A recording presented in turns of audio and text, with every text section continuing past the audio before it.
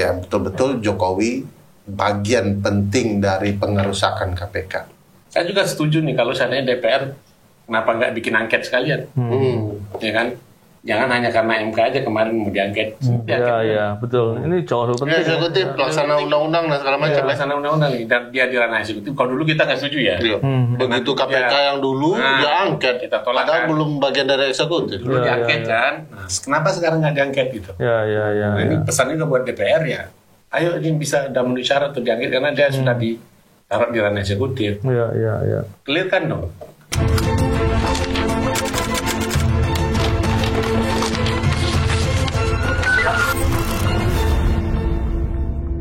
Bismillahirrahmanirrahim. Assalamualaikum warahmatullahi wabarakatuh. Salam integritas. Salam integritas. Alhamdulillah kali ini kita berbincang kembali di podcast bersama dengan para ahli hukum dan para tokoh-tokoh anti korupsi. Wah, dahsyat, ada Pak BW. Ya. Apa kabar Pak BW? Sehat, waras. Ada Uda Ferry. Siap. Dan Uda Charles. Siap. Wah, ini Kan target kita Mementingkan. memecah mereka berdua. Sebenarnya kita punya podcast juga. Iya. Udah kita take down. dan kali ini kita masih berbicara soal KPK. Nah, KPK ini tentunya kita bicara KPK karena kita prihatin ya. Kita prihatin karena KPK yang seharusnya memberantas korupsi, kali ini KPK-nya justru banyak praktek korupsi. Kita tentunya masih hangat pembincangan soal Firly Bahuri yang diduga berbuat kejahatan tidak pidana korupsi, yang sekarang prosesnya masih berjalan ya. Dan tentunya kekhawatiran yang lain adalah bagaimana dengan praktek-praktek korupsi di dalam KPK. Jadi awalnya mungkin saya ingin melihat dari ini nih, dari Uda Ferry. Terkait dengan gini, Uda Ferry. Kan kalau kita lihat sekarang ini, di masa penghujung pimpinan KPK seharusnya, sebelum diperpanjang ya, kalau ada perpanjangan ya. Dan masalahnya adalah praktek korupsi yang diduga dilakukan oleh pimpinan KPK ini sangat mengkhawatirkan. Bagaimana kita melihat masa depan KPK dengan situasi seperti ini? Iya. Dari dulu sih sebenarnya sejak terpilih kita kan sudah menduga ini akan membuat KPK berantakan. Tidak hanya karena undang-undang KPK dirusak, sebelum itu KPK sudah dititipkan orang-orang yang bermasalah untuk menghancurkan KPK. Iya. Jadi dititipkan apa dimasukkan gitu? Jadi no wonder sebenarnya apa yang terjadi hari ini adalah apa yang kita sudah duga oleh teman-teman anti korupsi sedari dulu. Sebelum itu ada satu poin yang menarik. Bajunya sangat Prabowo berdua, berdua sangat Ganjaris. Garis-garisnya. Mari kita bicara KPK. Dia terima, dia lah mukanya tidak bahagia betul. Ganjaris itu artinya ganjar berbaris-baris. Bergaris-garis. Tapi kalau dari segi bodinya gemoy. Aduh, bahagia. Bantuan dari Sumatera Barat. Gimana Uda Ferry tadi? Jadi kalau bicara pemberantasan korupsi begitu masuk fase periode kedua Jokowi di akhir-akhir 2019 ketika itu, kita kan sudah merasakan hal yang sangat luar biasa janggal. Figur-figur ini tiba-tiba hampir bisa dikatakan tidak hanya tidak dikenal sebagai figur anti korupsi, tetapi juga ada figur-figur yang bertabiat koruptif. Jadi bagi saya tidak mengherankan Mas bahwa orang ini akan memberikan kekacauan yang luar biasa di KPK. Makanya kan kita lihat itu sekarang, kita kan melihat drama Korea yang diciptakan Pak Presiden Jokowi di KPK. Ada orang yang diduga terlibat kasus pemerasan yang menggunakan jabatan di KPK untuk kepentingan itu, tiba-tiba berpidato di depan halayak ramai bahwa ini adalah bentuk serangan balik para koruptor.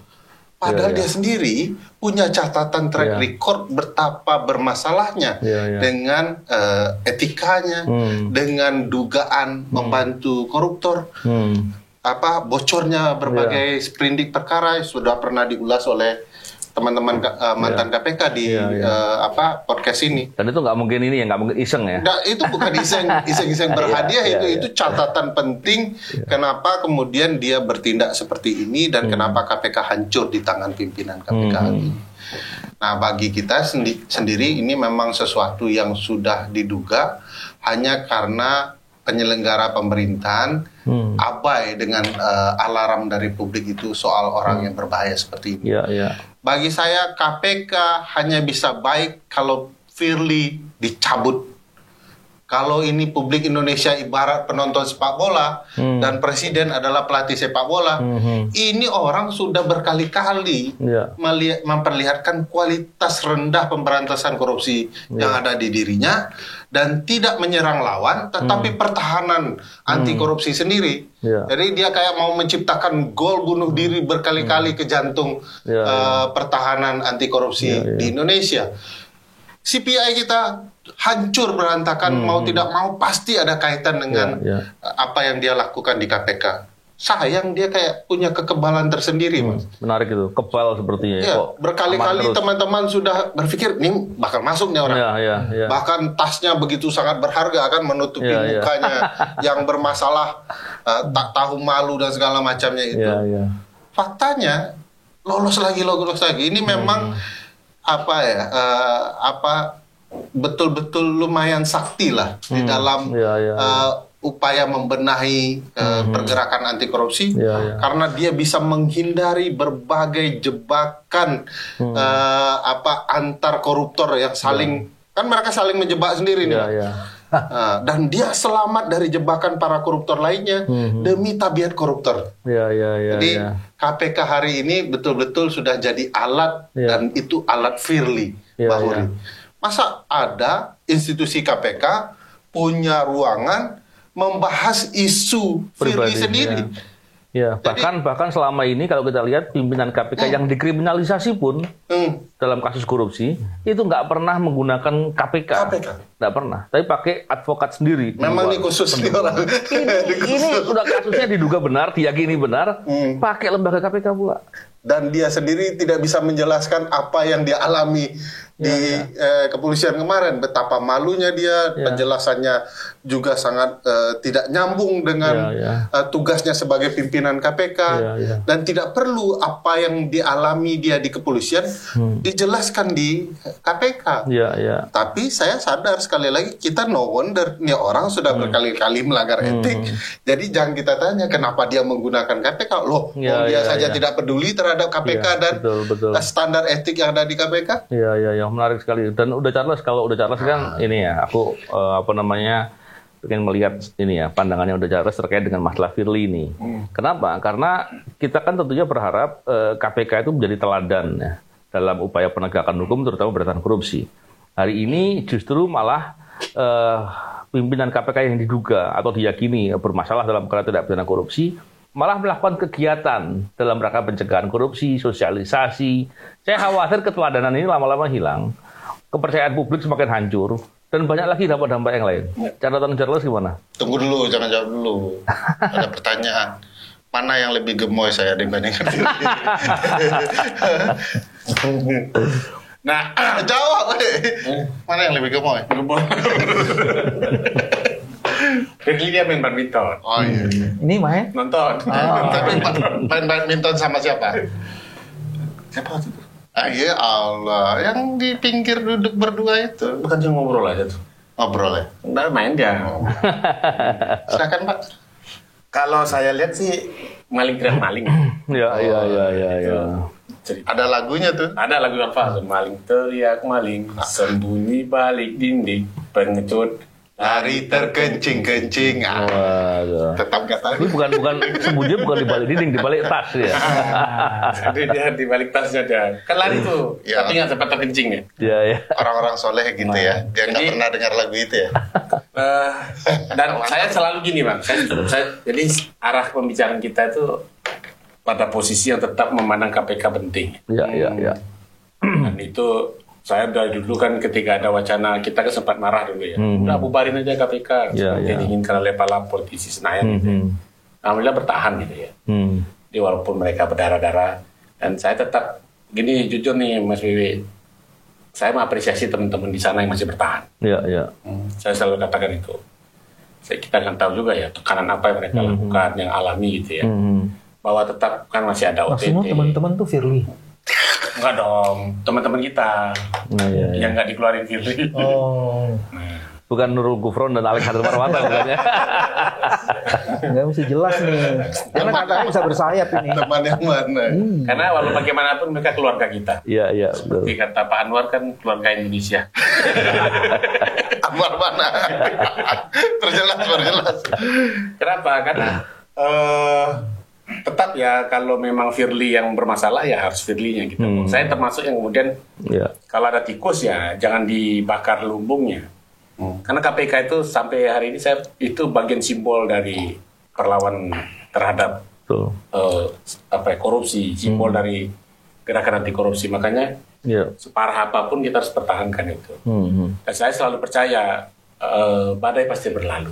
Asik. Gitu. Dan kita memang kemudian akhirnya hukum alamnya akan menghukum mereka ya orang-orang itu. Firly sudahlah sekeras-keras hebat-hebat kamu, kebal-kebalnya dia ya. Apa tadi kata betul dia tidak tertentu kebal ya. Ingat tahun depan kamu habis itu. Hanya tinggal 1 tahun. Itu belum saya bahas. Tinggal 1 tahun. Ya. Dan insya Allah ya dia nggak akan lanjut lah.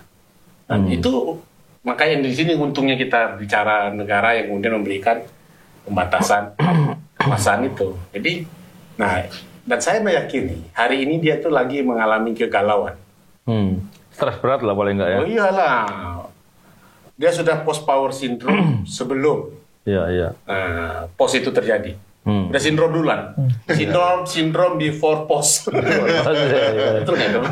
Ngerti saya. Pre-power Ini teori baru. Dia bisa sorry karena beli LLM.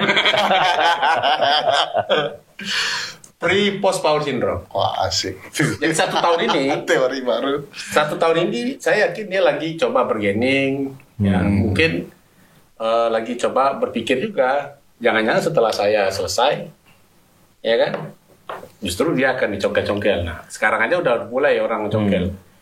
Kan saya yakin ya apa yang dia alami hari ini di luar prediksi dia juga. Iya. Ya di luar prediksi. Dan saya apresiasi kepolisian Republik Indonesia walaupun tertunda-tunda. Tapi kan lebih baik terlambat daripada tidak sama sekali. Iya. Saya pakai itu. Makanya saya udah siap-siap gundul nih, Mas Wiwi. Udah saya potong dikit-dikit nih. Iya. Kemarin saya baru cukuran. Belum tentu terlambat loh. Jangan-jangan tidak sama sekali. Tapi Mas kita buat apa yang baru juga. Kalau teman-teman koruptor ini tertangkap mau membotakkan kepala, kita cari aja merek tasnya yang menutupi rasa malunya itu. Dibakar. Kita beli, kita pakai. Siapa tahu dia butuh lagi kan. Dia butuh lagi. Dan saya yakin ya kalau saya coba berada di posisi dia. Asik. Saya membayangkan ini mencurigakan nih. Saya menjadi membayangkan jadi Firly. Kepres perpanjangan saya belum keluar-keluar. Apa terjadi kan gitu ya. Tiap sebentar dipanggil Polda Metro Jaya gitu ya. Apalagi terjadi. Tiap sebentar diburu-buru wartawan. Belum lagi khawatir asetnya terungkap, ketahuan yang disembunyikan. Dicongkel, aset udah mulai dicongkel-congkel gitu kan. Tempat urut misalnya. Itu yang kemudian saya pikir memang ya di zaman era keterbukaan sekarang ya akhirnya mungkin inilah hukum sosial ya. Hukuman sosial yang diterima di era digital. Di era transformasi teknologi informasi. Transformer. Kalau dulu Bang, ini kita coba berindonesia sedikit ya. Sanksi sosial itu kan kita nggak ditegur tetangga gitu. Kalau sekarang sanksi sosial itu kita diburu-buru media. Seluruh dunia tahu ya. Seluruh dunia tahu, diberitakan. Nah, jadi kan katanya ada gini Bang. Dipanggil aparat kepolisian itu sudah dipanggil aparat penegak hukum. Itu sudah suatu hukuman tersendiri. Dan bikin nggak tenang gitu loh. Ya kan, Mas Bibi pernah ngalami kan? Kita juga pernah. Tapi bedanya gini udah Charles. Kalau dalam konteks kriminalisasi kan kita marah dengan perilaku itu. Betul. Tapi yang ini Saya yakin takut beneran ini ya. Sampai nutup muka segala kan. Itu dia 40 tahun tidak mengenal lagi institusi asalnya. Nah, rasa aman, rasa nyaman itu mahal. Kan? Anda boleh bersembunyi di rumah yang besar dengan pengawalan yang ketat gitu ya. 9 orang ngawal Anda itu loh. Saya baca berita tadi ya. Kayaknya hakim konstitusi. 9 orang ngawal kemudian mana-mana, tapi kenyamanan dia tapi dia menutup muka saja dari media itu udah indikasi bagi itu. Dan itu sudah menutup, merosot lagi badannya kan. Dan saya meyakini sebagai orang beragama nih Bang, itu efek dia melanggar sumpah dan janjinya ketika dia dilantik sebagai pejabat negara. Demi Allah loh. Iya, betul. Tapi gini udah Charles, kalau jadi Tuhan lagi kasih peringatan. Bukan, perskot dulu. Iya, perskot dulu ya. Perskot apa itu? Muka. Iya. Tapi kan begini, kalau kita lihat yang disampaikan oleh Charles tadi dalam konteks tertentu dilihat sebagai hal yang benar. Yeah. Tapi cost-nya terlalu mahal. Kenapa? Kalau kita biarkan pemberantasan korupsi jadi nggak jalan, kepercayaan publik semakin turun, IPK saya yakin akan turun, dan dampaknya semakin banyak kalau nggak ada upaya dengan hukumnya. Oke. Ya sudah saatnya dia harus segera ditetapkan tersangka oleh Polda Metro Jaya. Oh iya. Nah problemnya kita kan di Polda Metro Jaya aja. Kok jadi kayak tarik ulur gitu loh. Iya. Ya kan? Jadi hampir semua hari-hari itu jadi keramat sama Polda Metro Jaya itu. Apakah akan ada Selasa keramat? Apakah akan ada Rabu keramat? Ternyata nggak ada yang keramat bagi Firly. Ini kan challenging juga. Jadi justru saya mengatakan demi kepastian hukum. Ya kan? Polda Metro Jaya harus cepat juga ya. Karena kan prinsip peradilan itu kan murah, sederhana dan cepat. Iya. Murahnya itu nggak makan biaya, sederhana, cepat. Iya. Tetapkan aja udah. Iya betul. Kalau memang nggak cukup bukti sudah umumkan segera. Padahal pidato-pidato polisian sebelumnya seolah-olah sudah macam-macam. Alat buktinya sudah terang-benderang macam gitu loh. Pak Bibi gimana catatan Pak Bibi? Tadi banyak menyimak. Cuman ada satu hal yang tidak pernah didiskusikan. Oleh dua orang ini. Saya nggak tahu ini sengaja apa. Mari kita periksa. Kan kami tadi membayangkan jadi Firly. Kita tidak pernah membayangkan dan membandingkan antara MK dan KPK karena dua-duanya pakai K tuh. Oke. Komisi Pemberantasan Keluarga. Dan kita konsentrasi di komisionernya, di hakimnya. Hakim di MK ada yang selengean, sontoloyo dan macam-macam itu. Tapi ada yang bikin dissenting opinion. Di KPK kita nggak pernah dengar. Iya, betul. Seperti itu nurut sama Firly gitu. Karena konsep kolektif kolegialnya kan sudah nggak ada lagi. Tunggu dulu bos. Justru di KPK kan kolektif kolegial. Ya kan nggak ada lagi. Siapa yang bilang nggak ada? Secara teks ada dong. Ada. Tapi Firly sudah berhasil menghancurkan konsep. Itu yang kita harus belajarnya dari situ. Dan yang 4 lagi nggak sadar dengan itu. KPK keluarga pemalak koruptor ya. Itu bagian yang pertama kita tidak pernah membandingkan itu. Jadi dissenting itu diperlukan dan kita tidak perlu lihat dissenting itu. Dissenting yang ada. Dissenting. Itu bagian yang pertama yang mesti dilihat. Bagian yang kedua yang mesti dilihat adalah kalau membandingkan ini dampaknya juga sama-sama dahsyat. Kalau lembaga mahkamah keluarga ini melakukan tindakan koruptif, maka itu dampaknya itu bukan hanya Indonesia loh, seluruh sekalian alam. Iya, karena penegakan hukum itu adalah fikihnya itu, penegakan hukum itu semuanya dilakukan. Kalau bandul keseimbangan itu sudah tidak ada, dunia akan hancur. Bukan hanya Indonesia yang hancur. Itu yang menurut saya yang jadi penting. Terus yang ketiga yang juga harus dibandingkan gini Mas. Ini tahun politik. Kenapa kita mempersoalkan MK? Karena ini tahun politik. Setiap every single decision dari MK itu punya dampak bagi kemaslahatan. Begitupun KPK. Itu yang tidak dipotret.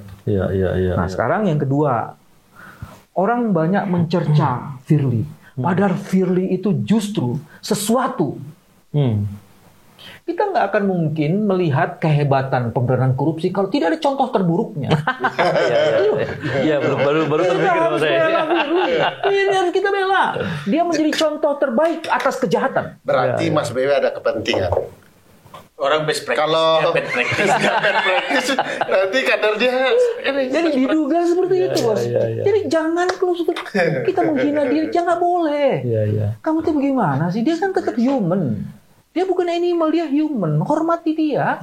Sebagai contoh, kita bisa membandingkan itu. Betul dia sekarang ya. Dari wajah beliau kelihatan nggak meyakinkan. Beliau aja nggak percaya. Satir dia. Gimik ini. Satir. Ini serius ini. Udah cocok jadi politisi. Kamu mau bilang pemberantasan korupsi bagus. Kalau tidak pernah melihat yang terjelek, bagaimana kita mengatakan itu bagus? Kau mulai katakan orang yang keren, hebat seperti sobat Novel Baswedan. Waduh. Secara kalau kita tidak lihat orang yang terkencing-kencing dan menutup matanya, itu kita bagaimana bisa membandingkan yang baik dan yang buruk? Jadi Pak Firly, jangan khawatir, saya ada di sini. Pak Firly adalah contoh. Ya kalau nggak ada. Kalau buruk. Jadi cara ngomong gini dong. Pak Firly tenang, saya sudah ada di sini. Saya sudah ada di sini. Bersama Mas Novel Baswedan. Bahkan waktu Mas BW ditangkap sama Mas Novel, tidak pernah ya Maksudnya menggunakan ditangkap sama Mas fasilitas. Novel apa? Mas Novel Yang tangkap Mas BW. kasus Mas Novel, kasus Mas Bersama. BW. Nggak bersama, Beda-beda. mereka beda-beda Keadaan kasusnya. berbeda. Ditangkap sama Mas Novel. Berarti kan yang Kasus mereka yang berbeda waktu mereka masing-masing ditangkap. Tidak pernah konfres di KPK. Ya, nggak pernah. Jadi itu best practice dan ini bad practice. sama yang ketua MK juga kan kompres juga setelah ketua MK. Jadi ada pola, Mas. Ada pola yang menggunakan langsung dimakan. Dapat dia pola. ada pola yang menggunakan Fasilitas fasilitas. negara. Makanya kemudian yang juga kita belajar. Dan saya menganggap ya apa yang dilakukan beliau itu melanggar etik sebenarnya. Kompresnya itu ya. Tapi Dewan Dia kan mau. menggunakan fasilitas institusi, mengatasnamakan institusi untuk keterangan pers yang kemudian atas dirinya, ya kan? Nah, saya heran juga kenapa kemudian KPK memfasilitasi. Difasilitasi. Dan itu belum. pimpinan KPK nggak ada yang protes, baik-baik saja dong ya kan? Tapi yang mesti dilihat adalah substance-nya, itu kan caranya tadi. Karena kasusnya pun sebenarnya nggak ada kaitan sama tugas-tugas KPK. Jadi yang tadi dijelaskan itu caranya dia menggunakan fasilitas. Tapi isinya. Ada dong, ada Mas. KPK dipergunakan untuk malah orang lain kan ada. Iya. Tapi isinya adalah apa yang dia kemukakan itu, terus dia membangun satu rekayasa kan, seolah-olah dia sedang menderita menghadapi badai corruptors fight back. Itu yang. Jadi makanya saya takut juga kalau saya ikut sini, jadi saya seolah-olah koruptornya. Nah, itu. Jadi fight back. Iya itu. Jadi dia menggunakan fasilitas negara untuk menyatakan, klaim dan menjudgment saya sedang menghadapi koruptor fight back. Nah yang paling terakhir Mas Novel yang tidak diulas, tidak pernah diulas termasuk oleh dua tokoh hebat ini. Kita tidak pernah memberikan analisis bahwa ada kemungkinan ilmu rawa rontek dipakai. Iya juga tuh. Sebentar, ini podcast berdua.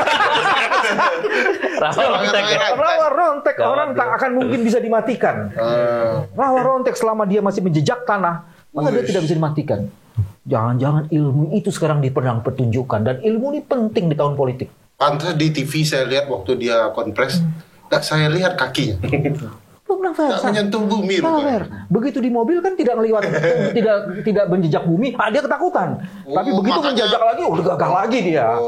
Itu rawa rontek namanya. Tiba-tiba perkasa. Di Sumatera Barat nggak ada rawa rontek. Ini coba jelaskan secara ilmu.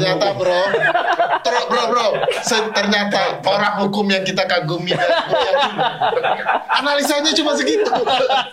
Enggak fair, karena analisis karena kita sudah tidak bisa dijelaskan lagi secara etik, secara moral, secara hukum. Akhirnya salah, kalau kata orangnya berhati-hatian. Salah, karena kita tidak membahasnya beyond the law. Ini ilmu metafisik, bos. Ini metalegal dikenal dalam LBH. Lo belajar metalegal nggak? Psikoanalisis. Ada lagi satu, metalika. Ada lah.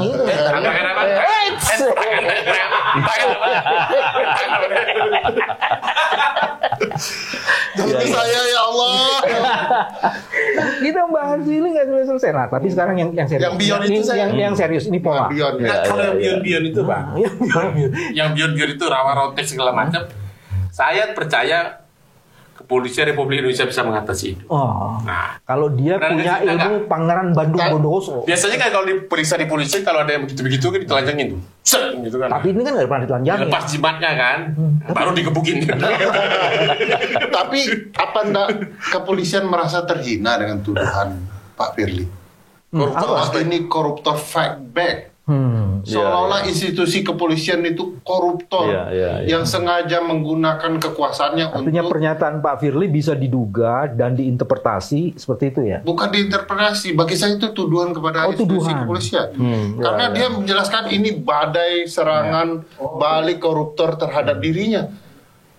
Institusi mana yang sedang menyerang?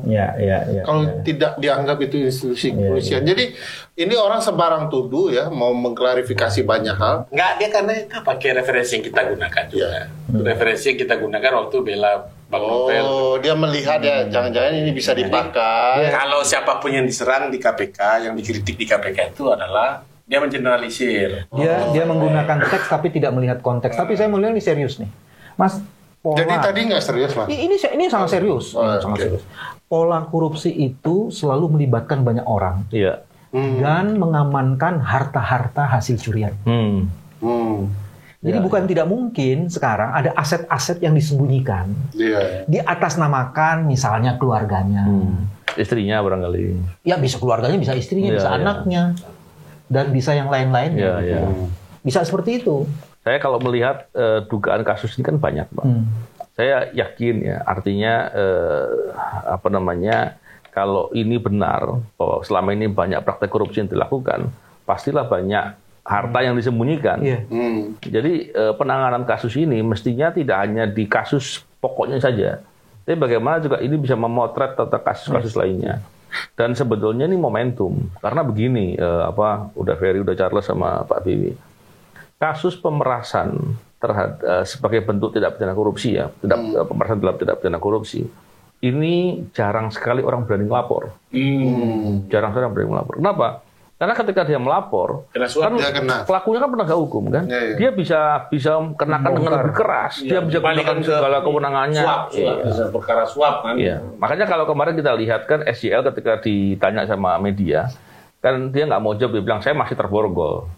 Saya bisa melihat secara psikologis lah. Simbolik sebenarnya pernyataan itu ya. Saya melihat ini seharusnya perkara pokoknya kalau diduga Firly Bahuri yang melakukan pemerasan, dia harus dulu-dulukan perkaranya. Jangan sampai dia sempat menggunakan kewenangannya buat menekan orang-orang yang punya keterangan, punya informasi, atau orang yang menjadi korban, ataupun orang yang mengetahui fakta-fakta sebagai saksi. Gitu. Iya betul. Dan dia kemudian menggunakan otoritasnya untuk melindungi dirinya. Betul. Balik lagi Mas, informasi yang tadi itu ternyata diduga keras, Bos. Ada aset-aset yang tiba-tiba di Jawa Barat. Dibocorin dikit nggak? Bocorin halus Mas. Catatannya kok lengkap. Lengkap. Jangan bilang-bilang saya dari siapa. Jawa Barat. Dari Jawa Barat ada. Sebut nama. Urut itu di mana? Yang urut itu tempat itu urut? Di Bekasi. Mau sebut kecamatannya nggak? Mana? Kira-kira kebon titik-titik. Kebon Sirih? Enggak, di Jawa Barat. Kebon Sirih di Jakarta. Ada lagi di Sleman. Kebon Nanas. Nah, itu nama desanya Sindu titik-titik. Ada lagi di sekolah kita disuruh ngisi titik-titik. Ya, 3 tuh ya? 4. Terus ada lagi di Bekasi Selatan. Namanya Jaka titik-titik. Betul nggak Mas informasinya? Benar sekali. Kalau Pak Bu yang bilang pasti ini benar. Tadi yang bocor halusnya ini dari Mas Novel gitu loh. Kecuali asal yang di titik tadi. Dan ini diduga perolehannya di masa ketika menjabat. Yes. Mau disebut Mas periodenya Mas? Ada periode. Maksudnya kan sampai enggak ada. Enggak ada dia. Pastilah hasil kejahatan. Dan saya yakin masih banyak lagi. 3 Desember 2021, 8 Maret 2022. Ini kita mau buka semuanya nggak? Setengah-setengah. Udah tadi kalau setengah udah seperempat lebih. Dan saya yakin penegak hukum mestinya dari Polres sudah tahu fakta-fakta ini. Sudah ya. Ya kita tadi itu, saya lebih fokus begini. Mas Bewi aja punya data itu Mas. APH nggak punya. Iya. Masa nggak punya? Karena begini, momentum ini kalau tidak digunakan untuk memeriksa secara keseluruhan, ini sayang sekali. Karena momentum ini adalah waktu di mana bisa dilakukan upaya penyelamatan KPK. Yes. Kita harapannya kalau diungkap semuanya, tentunya praktek-praktek korupsi yang dilakukan itu bisa dideteksi sekaligus bisa ditindak semuanya yang terlibat, dan tentunya ada upaya yang dilakukan dengan sungguh-sungguh untuk mencegah. Tapi yang menarik begini, saya mau bertanya sekarang. Bagaimana dengan langkah yang bisa dilakukan oleh Presiden? Karena ketika kita bicara pemberantasan korupsi, tanggung jawabnya mestinya di kepala negara dong, kepala pemerintahan. Dan ini momentumnya tinggal setahun ini, udah Ferry. Jadi saya pikir dengan waktu tinggal setahun ini, yang bisa dilakukan apa? Karena apa? Jangan sampai IPK-nya semakin hancur, semakin jeblok, dan dampaknya berat sekali buat negara. Mas Novel itu masih menggunakan pertanyaan setahun, berarti masih menyetujui untuk diperpanjang? Enggak, Presiden maksud saya. Oh, Presiden. Presiden Ya. Kalau bukan KPK kan? Bukan. Ini kesempatan terakhir dan penting bagi Jokowi. Kalau ingin merubah brand image soal kehancuran pemberantasan korupsi di eranya. Ini mungkin kesempatan terakhir. Jokowi Reborn. Reborn. Kalau dibaca putusan 112 Mahkamah Konstitusi, Mas, sebenarnya mereka semua sudah berakhir. Oke. Baik karena undang-undang KPK, mereka sudah 4 tahun November ini. Baik karena putusan MK 112. Putusan 112 itu tidak pernah memperpanjang pimpinan saat ini. Buktinya apa? Buktinya ada di putusan itu sendiri. Bahwa salah satu amarnya mengatakan untuk syarat menjadi pimpinan KPK selain berusia 50 tahun, ada alternatifnya, atau yang pernah berpengalaman menjadi pimpinan KPK. Dan itu hanya bisa diperlakukan pada periode saat ini untuk diseleksi bulan November di bawah umur 50 tahun. Yaitu Pak Nurul Gufron, 49 tahun, dan dia hanya bisa menjadi satu-satunya calon pimpinan KPK di dunia dan akhirat karena dialah di bawah 50 tahun yang punya pengalaman. Kalau diseleksi tahun depan nggak ada artinya putusan MK. Jadi putusan itu mestinya berlaku November ini. Dan bagi pimpinan KPK yang akan datang baru 5 tahun. Nah, jadi baik undang-undang, putusan MK, semuanya memerintahkan berakhir sekarang. Termasuk Firly Bahuri yang bermasalah. Nah, kalau baca tadi Charles bilang, sampai hari ini tidak ada perpanjangan SK. Jadi tidak ada alas hukumnya sama sekali untuk Firly Bahuri diperpanjang dengan kondisi seperti ini. Aneh kalau Presiden melakukan perpanjangan, apalagi undang-undang dan putusan MK juga harus dihormati oleh Presiden. Jadi ini kesempatan terakhir penting bagi Jokowi untuk mengubah sudut pandang publik, termasuk organisasi internasional yang melihat kualitas pemberantasan korupsi kita. Kalau tidak, ya betul-betul Jokowi bagian penting dari pengerusakan KPK. Udah Charles, gimana? Udah Charles catatan. Kita nagih apa yang dilakukan oleh Jokowi dan DPR ya, dan meletakkan KPK itu di ranah eksekutif. Menarik. Nah, ini kan yang penting. Terus what's next itu ketika mereka dulu naruh itu di ranah kekuasaannya eksekutif. Tanggung jawabnya di mana gitu? Bahwa mereka di ranah eksekutif ya ada fungsi juga dong di situ untuk melakukan semacam mungkinnya pengawasan kah namanya, pembinaan kah namanya, termasuk setidak-tidaknya koordinasi lah gitu terhadap tindakan-tindakan ini. Termasuk juga saya juga setuju nih kalau seandainya DPR kenapa nggak bikin angket sekalian, ya kan? Jangan hanya karena MK aja kemarin mau diangket. Betul. Ini jauh lebih penting. Eksekutif, pelaksana undang-undang dan segala macam. Pelaksana undang-undang dan dia di ranah eksekutif. Kalau dulu kita nggak setuju ya. Begitu KPK yang dulu dia angket, kita tolak. Padahal belum bagian dari eksekutif. Dulu diangket kan. Nah, kenapa sekarang nggak diangket gitu? Nah, ini pesannya juga buat DPR ya. Ayo ini bisa udah memenuhi syarat untuk diangket karena dia sudah ditaruh di ranah eksekutif. Clear kan dong. Termasuk Dewas yang panggil dong. Diem aja. Jadi Dewas itu, saya nggak tahu yang Firly bertemu Sayur itu udah masuk ke Dewas. Kemarin sudah ada rencana dia mau ketemu Sarli. Sarli itu kan Sarul Yassin Limpo. Pikir ada perempuan mana? Sarli. Sarul Yassin Limpo. L di mana-mana. Iseng betul ya. Sarli kan. Nah, ketemu itu tuh. Dewas itu kan bukan hanya pengawasan pasif, Ada yang begitu-begitu kan ditanya dong gitu kan. Tapi kan bagi saya ini momen juga ke depan. Terlepas lah ya ada kontestasi politik yang kemudian mau mewarnai lah ya. Tarik ulur proses di KPK, di Polda Metro Jaya dan segala macam itu. Karena ini mau pemilu dan macam. Tapi kan di ujung-ujung mereka DPR ini DPR ini mau habis juga gitu ya, presiden ini kok tolonglah ya kasihlah sedikit harapan baik bagi kita ya. Yang udah terang benderang begini loh, yang udah kebangetan begini gitu, yang udah nggak bisa ditoleransi menurut saya, mestinya ya diselesaikan gitu loh. Saya kayak kasus MK misalnya kan, kalau bagian terlepas dari kontroversinya, setidaknya udah diganti, agak lega juga sedikit kan. Tidak digusur tapi digeser. Digeser, jadi ya lumayan lumayan daripada nggak sama sekali kan. Kan ada juga yang ini kan sejak awal, sejak jadi deputi bermasalah. Betul. Sampai di ujung ini jadi publik itu dikasih harapan gitu. Bikin kerusakannya udah banyak ya. Nah, jadi nggak jadi dikasih gimmick aja. Apalagi ini momennya besok nih, mau akordia. Saya juga menyerukan ya masyarakat kita, orang-orang begini nggak usah diundang lagi lah. Iya betul. Nggak usah diundang lah. Saya jujur, kampus saya nggak pernah tuh ngundang pimpinan KPK ya. Yang sekarang nggak semua nggak pernah. Tapi bahwa ada teman-teman KPK yang tetap, saya masih ada tuh ngisi survei SPI ya. Nggak berarti masuk ke HP saya. Survei fakta integritas ya. Bagaimana kinerja KPK. Itu yang jadi masalah, Charles. Mereka melakukan survei fakta integritas. Sementara pimpinan yang tak integritas tidak pernah disurvei. Nggak perlu survei depan mata, Pak. Apalagi disurvei kan. Kita dulu ingat nggak waktu itu, kita udah buktikan ya, udah orang-orang begini nggak usah dibawa. Yang disuruh ceramah-ceramah tentang etika dan macam itu. Nah, harus dibuktikan. Menarik tuh. Nah, itu yang kemudian di tahun-tahun ini mestinya kampus juga harus berperan itu dong. Jadi selemah-lemah iman itu kan mengatakan tidak aja cukup lah. Selemah-lemahnya iman, penetapan tersangka harus dilakukan dalam minggu ini, itu selemah-lemah iman.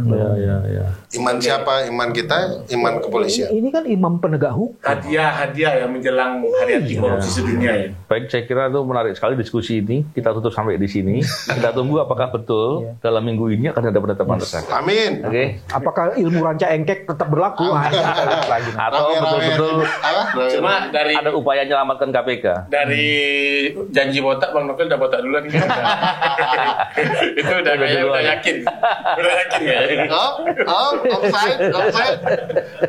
Oke, terima kasih. Dia lawan-lawan. Terima kasih udah Ferry, udah Charles dan Pak Bibi. Salam integritas. Assalamualaikum warahmatullahi wabarakatuh. Salam.